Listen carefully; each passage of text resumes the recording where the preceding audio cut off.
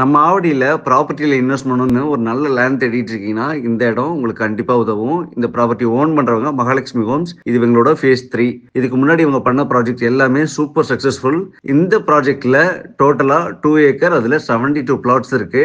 உங்களுக்கு 4799 அந்த பிரைஸ்ல இருந்து ஸ்டார்ட் ஆகுது. உங்களுக்கு 700 ஸ்கொயர் ஃபீட்ல இருந்து 1800 ஸ்கொயர் ஃபீட் வரைக்கும் இருக்கு. 40 ஃபீட் ரோட், அப்புறம் 20 feet road, fully compound wall, gated community.